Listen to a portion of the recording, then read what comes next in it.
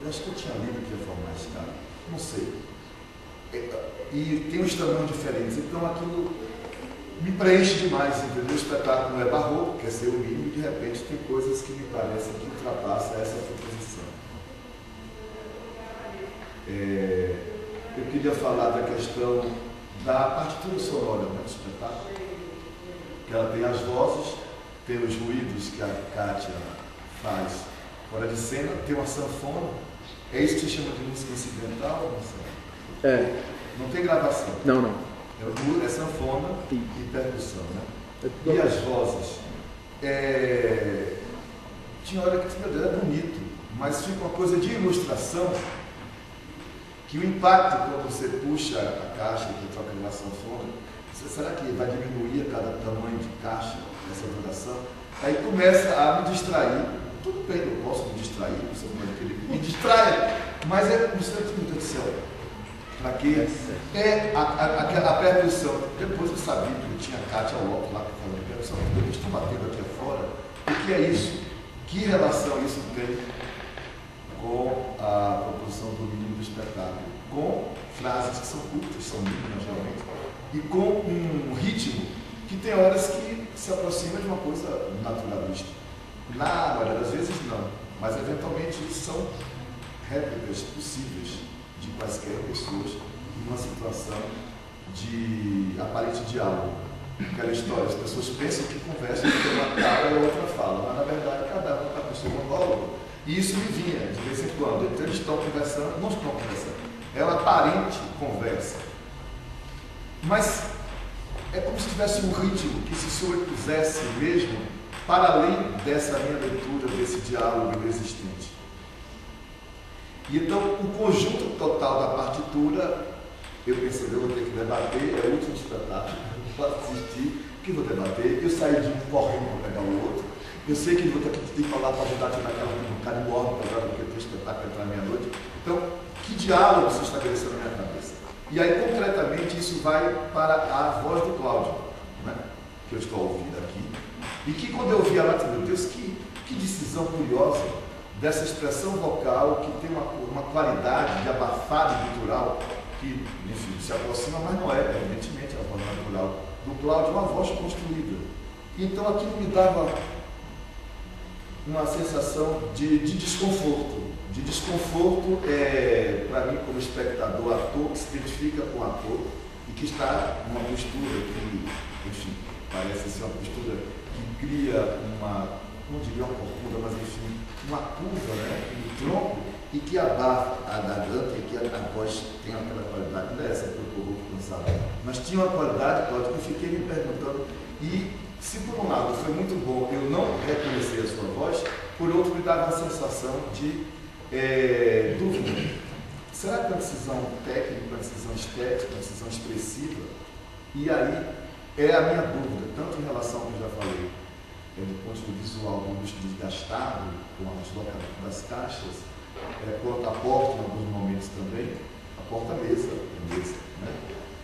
Assim como do ponto de vista dessa trilha sonora, que no ritmo, na melodia que se estabelece dos diálogos aparentes, e também na voz, que me dava essa sensação, uma sensação minha, que só estou me permitindo compartilhar, porque eu estou aqui nessa função de debatedor, de desconforto, uma coisa que tecnicamente deve ter sido a opção, mas eu fiquei em dúvida se é uma opção estética, técnica e com meio que se passa aparentemente não afetou, são vozes que estão falando com uma voz limpa e clara. E eu não reconhecia o ator fazendo o personagem, que é uma coisa interessante. Eu acho que eu não tenho essa notícia. Sobrava um pouquinho, desde o Cléber. Desde o Cléber ninguém roubou. Posso roubar? Roube. Eu concordo com tudo que o Biel falou, mas eu vou ainda desdobrar alguma coisa que não sei se ele tocou, mas enfim, assim, para mim, o que eu fico pensando é assim, bom, é uma discussão do pai e do filho, uma discussão que se repete, possivelmente, né? É uma discussão acalorada, forte, contrária, vamos dizer, quem não teve um pai assim, né? Enfim, claro, eu projetei meu pai, projetei a autoridade dele, a relação, né, do pai ser estabelecido, não tão bem estabelecido economicamente, mas de qualquer maneira criou um filho, né? E o filho é um artista. Quer dizer, essa discussão é em si uma discussão contemporânea, importante, interessante e tal. E a discussão me interessou, mas eu fico pensando assim, o que eu não percebi, o que eu acho que falta é a história dessa discussão, né? Porque tem discussões que a gente tem que não tem conclusão. A gente discute. Entendeu? Quantas vezes eu discuti com meu pai, quantas vezes eu discuti com a minha mãe, e tem algumas discussões que foram primordiais para transformar nossa relação. Então, para mim, ficou muito claro o desdobramento dessa discussão, ou seja, a história da discussão. Me parece que a discussão, ela é, enfim, verdadeira, ela tem momentos líricos, momentos interessantes e tal, mas para mim, eu não percebi muito claramente como é que ela começa e como ela termina, e o que muda, qual é a dialética dessa transformação. Ou seja, qual é a história da discussão. Sempre me interessa no teatro isso. Como é que começa e como é que termina. Então, para mim, em determinado momento, eu falo assim, mas também, talvez o texto original, ele realmente escreveu um estado de coisas. Ele talvez não tenha escrito uma história que aconteceu o A, depois o B, depois o C, então finalmente deu o D. Então, para mim, esse ficou um ponto de interrogação. Aí, retomando então a coisa que eu não tinha me lembrado em relação à questão do patriarcado, justamente. E aí eu, estou pensando a partir da minha vivência também no matriarcado, né, que é tão forte na Bahia e em parte que eu sei também no Maranhão. Extremamente forte. Ao mesmo tempo, eu pensava, meu Deus, é uma coisa danada, que é o pai com o filho, porque o pai com o filho, porque eu pensei, Marcelo gosta desse debate.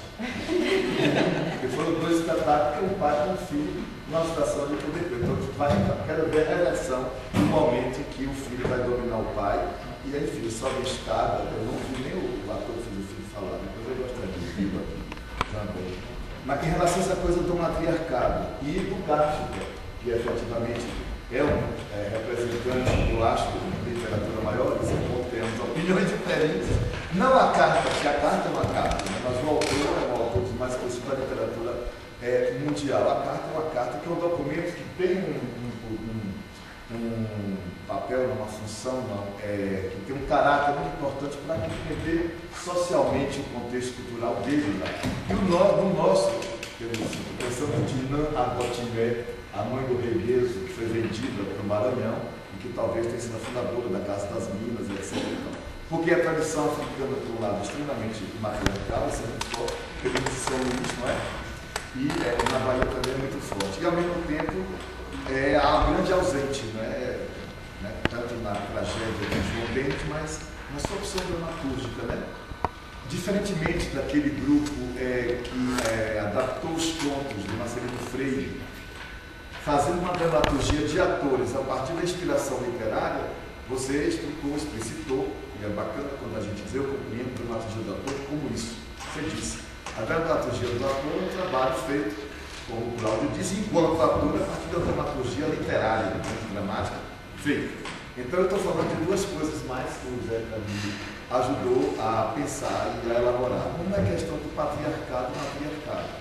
Sendo matriarcado, aparentemente, um contexto cultural muito importante também. Não quer dizer que a gente não possa falar de uma coisa que não é importante na nossa cultura. E a outra coisa é essa que eu não entendi agora. Já falei essa outra coisa que eu esqueci. É bom, eu estupor. A gente chega no momento que pega a fala. Mas Cílio, depois eu passo a palavra para o grupo. Estou falando mais nada. Eu concordo com bastante coisa do que os dois falaram, eu só queria complementar algumas coisas que foram sensações. Assim. Primeiro, quando a Biel fala da autoria, porque fala sobre o mínimo, mas essa diversidade de funções, eu entendo da necessidade prática disso, por até que vocês colocaram, mas eu acho que acaba gerando uma homogeneidade, assim, de visão mesmo das coisas, assim, que não se complementam, assim, e parecem ser redundantes, sabe? Então, por exemplo, eu acho que foi uma sensação muito de uma linearidade, assim, no espetáculo, assim, o conflito que se estabelece entre pai e filho não me deu uma sensação de crescer, assim, sabe? Parece que ele começou, ele se estabeleceu, ele continua e nada acontece a partir dali. Então, eu já não sei se é uma questão de dramaturgia ou se isso poderia também ser solucionado cenicamente, assim, em termos de construção cênica. E uma outra sensação foi o seguinte, existe esse excesso de material, por exemplo, pega um tecido, aí parece que vai se desenvolver, cobre, por exemplo, a mesa. Aí depois guarda esse tecido, pega um outro tecido de uma outra cor, faz... Parece que esses elementos que poderiam ser usados em uma maior... um esgotamento maior, eles são utilizados e guardados. Vários cadernos que não se desenvolve nenhuma ação concreta com aqueles cadernos. Então, assim, são vários elementos que soaram excessivos, assim, porque não são esgotados em suas funções, assim, sabe? E aí uma outra coisa também que me chamou muita atenção, assim, desde o princípio, e aí é uma pergunta que eu queria fazer, que é o seguinte, a relação, não sei se poderia se dizer assim, estilo de interpretação, não sei, do pai com o filho, assim, para mim veio um estilo de interpretação muito diferente, assim, sabe? Entre o que era a construção daquele pai, que tinha um corpo bem tenso, assim, né? De sua formalidade, e isso também, eu tive a sensação também de desconforto, assim, porque era tenso até demais.